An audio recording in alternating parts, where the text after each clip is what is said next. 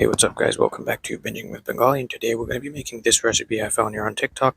Please just ignore the fact that my t-shirt is totally different. Just pretend I pre-recorded this intro and let's get into it. For anybody who wants to watch the original video, just know that I did decide to change the recipe just to make it kind of my own. I used quite different seasonings, and I also prefer using thigh over breast just because it's a lot easier to cook and less easy to mess up. It's actually me filming my sister. She was insistent on helping me during this. She was actually quite a big help because, as it turns out, it's hard to cook with one hand and also film with the other hand. Also, this was recorded when I was at home for a few days. I do like to cook when I'm back at home just because I don't have time when I'm in London. This is my sister trying and failing to squeeze a lembu. She kept calling me unprofessional throughout the entire day, but that happened and we were laughing for a good 5 minutes after this. Also, because I'm Bengali, I don't really do measurements when I'm cooking. I just go with what amount feels right.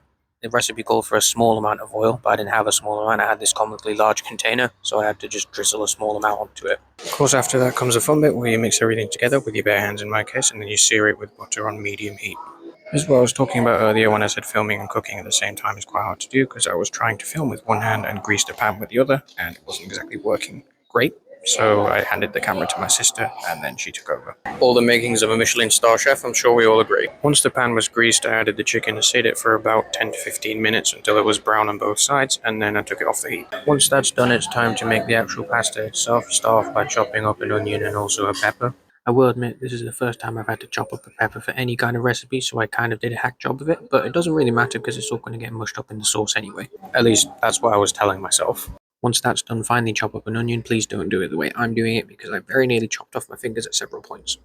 Once that was done, I started boiling the pasta, and while the pasta was boiling away, I started roasting the onions and the peppers. All the seasoning used for the chicken is also going to be added to the onions and the peppers. You want to roast them on low heat until they're nice and soft.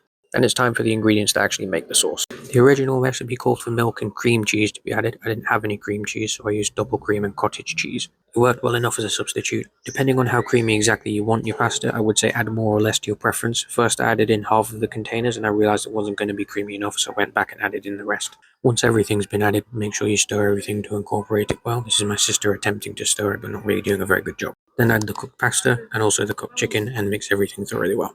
Then it was time for the hardest part, which was the cleanup, and then I sat down and watched 4 Lions while I feasted. Alhamdulillah, it was quite good.